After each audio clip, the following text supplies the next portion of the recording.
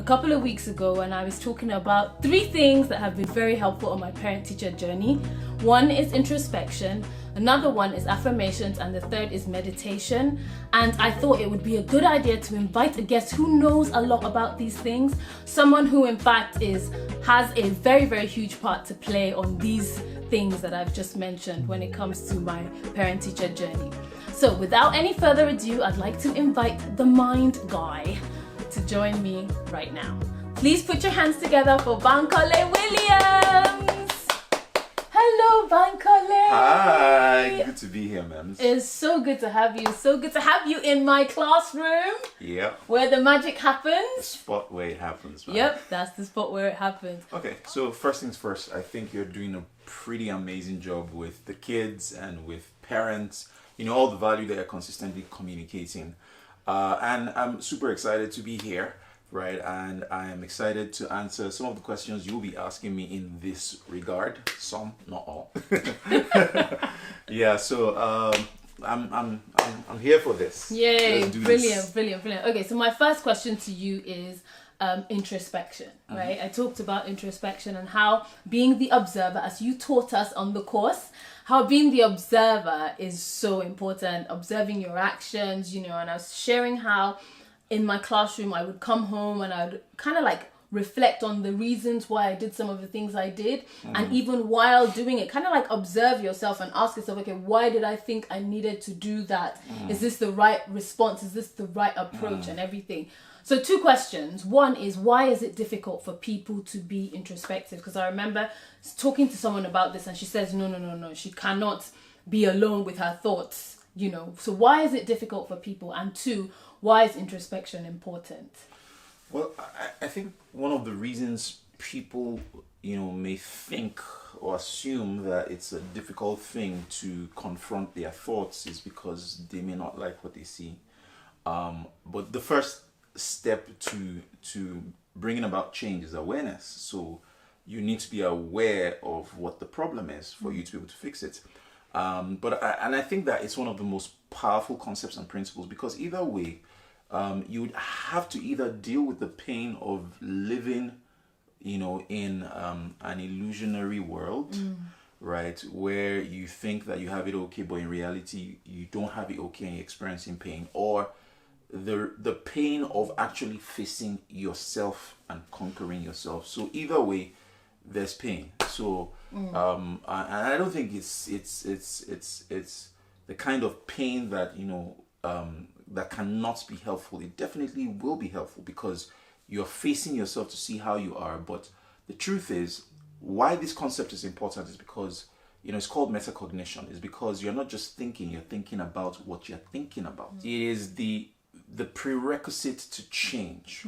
You have to go in to, you know, we say man is spirit, lives in the body, has a soul. Everybody says that. Yeah. Right? So if you're a spirit, then that means you're not this body.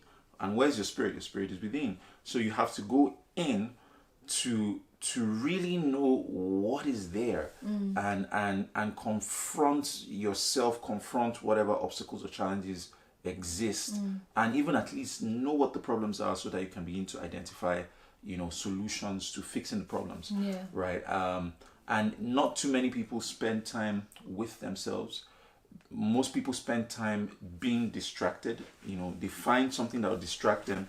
This is one device that just helps us, you know, move away temporarily from reality, right? And some people have done this for years, right? They've never really faced the challenges that with themselves. They've never really faced their souls, right? And they every time, you know, they feel that negative emotion, they will always find something to soothe the pain temporarily, right? And it never goes away. Exactly. Yeah. So you then become dependent on an external thing to fill that void. So people are dependent on a habit. They are dependent on their mobile phones. Some people are dependent on food, right? And it's just a temporary fix until you can come to yourself, right? To know thyself. And like I said, be the observer and not be immersed in the experience, right? And obviously learn certain practical principles that would help you really address the issues that you're facing. Until people do that, you know, they struggle. Yeah. So I feel like sometimes people are just on the go, go, go, go, go. Like it's just bam, bam, bam, one thing after the other. And like you say, when they have a bit of time, rather than reflect, you just look for something to, just so you don't have to think about. How can a person get over that fear of what they feel like they'll see when they actually, you know, stop to look inside? Well, I think that the best way to deal with fear is to confront it, right? And what I find is, more than the real problem is the perception of the problem. So most people have exaggerated the pain in their minds, and it's because they haven't actually faced the situation at hand to realize that sometimes it's really not as bad as your perception or your interpretation of the situation, right? So it is important that you prepare yourself to face it, because most people wait until there is some serious pain and suffering in their lives for them to change, right? And my own point is, why wait? Right? Why wait until it gets really critical? Because either way, you will still have to confront this. You know, I see people digging, you know, sweeping the dirt underneath the carpet. You know, I'm not going to address this. But the truth is, it's leading, that issue is causing you to embrace a limiting behavior that's getting in the way of your progress in other aspects of your life, right? And I see that happen a lot. You know, something happened in somebody's past, right? You know, just want to move on and forget about it. But, you know, what happens is that when we have experiences that trigger maybe strong negative emotions and everything, we develop certain behavioral patterns as coping mechanisms that serve us for a season, right? So they are effective, right? You know, for that season. So they serve you for that season. But as you grow older, they become a disservice to you, right? So knowing that either way, you would still have to confront this, right? And acknowledging it, I think, is one way that would help people, and recognizing that the only way, right, to deal with fear is actually to confront it. I remember something someone said, you know, that which I was afraid of knocked on the door, I opened it and there was nobody there, right? Fear is more often than not an apparition. Well, it may be real, but the truth is there's often an exaggeration of the real, true experience that you'd have in your mind until you face it. Okay. Thank you. Second question I have for you is about affirmations.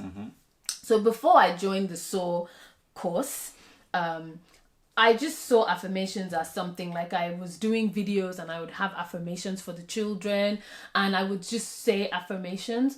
But one thing I noticed is that you would say the affirmations but not really say it.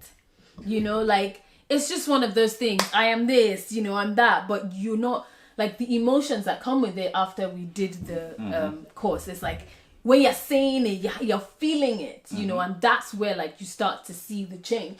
And it's almost as if that's where it now stays with you, because when you're going about your day to day and you find yourself doing something contrary to what you've been saying, it just comes, like, it just sits with you. I don't know how to explain it.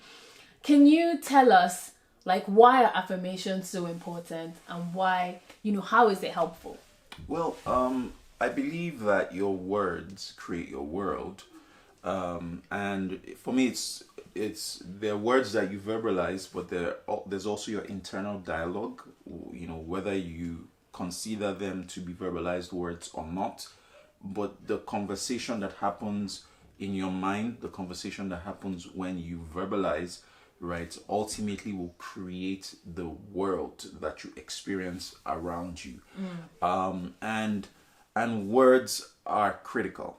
And, you know, it says words fitly spoken are like golden apples, right, in a silver painting. And it's words that are fitly spoken. So there is a way it has to be said for it to have the impact. Yeah. Right. It says the entrance of the word, brings light. So it is not just the words, it is the entrance of the word. Right. So it has to be said in a way that will enter and produce a certain kind of outcome or results. And I think that this is why certain people struggle with affirmations and they say, I've been doing this thing, it's not working. It's because there's a how to doing it. There are the kinds of words that you will use that will be fit for the kind of results that you want to experience. And it's just the way we are wired as human beings. Right. And I shared this a few times with people that when you speak, right, people think that we speak out, but in reality we speak in. Right. So it's what you say. A number of times you think that what we say, right, the words come out of our mouths and then we hear it through our outer ear. That's not what happens, right? And that's why you hear yourself, on a recording and you'd be like, is that me? How come I sound like that? Now, the reason it sounds weird to you is because that's probably the first time you're hearing yourself through your outer ear, right? When you speak, you sound different because your words don't go out of your mouth to your outer ear. Your words go to your inner ear, right? So that means your spirit is hearing what you are verbalizing, right? It's almost like you're putting out instructions for your spirit to be receptive to. So you need to now be intentional, because if you are not deliberate about what you are feeding your spirit with, right, it will have to be fed by something, right? And it will be fed by whatever it is exposed to, out there, whatever conversation that's going on, right? Whatever information that you see, for instance, online, that you're internalizing and creating a dialogue on the inside, right? So affirmations are very, very critical, and they have to be rightly designed and rightly said. And just tying to some of the things you said, right? So it's not just to just read out stuff and say them. No, there has to be some intentionality, knowing the power of what it is that you're saying, right? Meaning makes a world of difference. So when you attach a meaning to an event or an experience, right, it impacts on the outcome. So when you know and you are conscious of the fact that what I'm saying will have a meaningful impact on my life, and you carry that level of consciousness, it impacts on the outcome. But the other thing is when you say it as though it is a real-time experience. And that's because, emotions make a world of difference, right? Emotions teach, the language of the mind is your thoughts, the language of the body is your emotions. So when you say it embracing and embodying the emotions as though it's your experience, right, you're teaching your cells what your head or your mind knows intellectually, right? So you're teaching your body that this is the order of the day, this is who we are, right? When you say anything that comes after I am is you initiating a destiny, right? So people more often than not repeat their current experiences. So say I am having an X day, I am, and there's nothing wrong with acknowledging, a current reality, but my issue is repeating it, right? Because repetition enhances. Can you say that again? There's nothing wrong with acknowledging a current reality. The problem is repeating it. Yes, because repetition enhances retention. So you're training yourself to remain in that experience by consistently reiterating it, right? Because your words are not just descriptive, they are productive, right? And people don't pay attention to the productive parts. They think that, I'm only just describing an experience, but in describing the experience, you are putting seed in the ground for the next one, right? So that level of mindfulness is important, and that's why affirmations are extremely, extremely critical for growth and progress in people's lives. Wow. And now our final question. Final question is a big one. When it comes to meditation, it's a whole thing. I know that it's probably will take a whole session. So I just wanted you to just answer one little question, not to go deep into it, because like it's a whole thing, people. It's a whole thing. But I think for me, the main thing that made me change my mind or think about meditation differently was when you said it during SOAR that we already meditate on like our problems and our issues. And I just wanted you to kind of like share a bit, spread a bit more light on that. Yeah, I think that some people have a misconception about the practice of meditation because, and I get this a lot, some people would just say that religion just frowns against it. And I'm like, okay, what is the guide that we work with, which is the Word of God? And a number of times you'd see the concept in the Word of God, right? And it may not be you finding the word exactly, it might be phrases that actually depict the practice. And the truth is, like you mentioned, it's important that people recognize that what we're asking or we're talking that people should do is not something that you do not already do, right? For instance, when you worry, you meditate. You're meditating on what you don't want. And that's the truth, because it's the same practice. You are going into the software of your mind, going into your unconscious mind, and you are absent-minded. So people are not conscious. They're worrying about a certain crisis or a certain situation, or they're anxious about a problem that has not even come, because anxiety is actually an emotional response to a problem that hasn't even come. And they're thinking about it and expanding on that particular thing, and they're lost in that particular thought, right? And you think they are physically present. Yes, they are, but their minds, their souls are somewhere else, right? And I'm saying that's something that we do without even thinking about it. Now, we are suggesting to you that this same practice, you embody it for the things that you want, right? And it's the same thing, same practice, right? Go into, the program, right? And change what exactly is going on there. And I think that it's such a powerful principle, because God created our minds that way. It's the way the brain works, and God created our minds to work in such a way that you think unconsciously about things, and it determines what is fixed, right, as behavioral patterns there. So you have to go to where the program is lodged for you to deprogram or change the software and reprogram, because the brain doesn't know the difference between what is imagined and what is real. So when you're able to create it as though it is real, it takes it as real, right? And that practice requires you going in, right? And it requires meditation. Yeah. I just want to use this opportunity to say a huge thank you to you for what you do, because what you do is changing lives. Thank you. Thank you. And thank you for the kind words, and thank you for having me. And thank you for watching, people. Bye.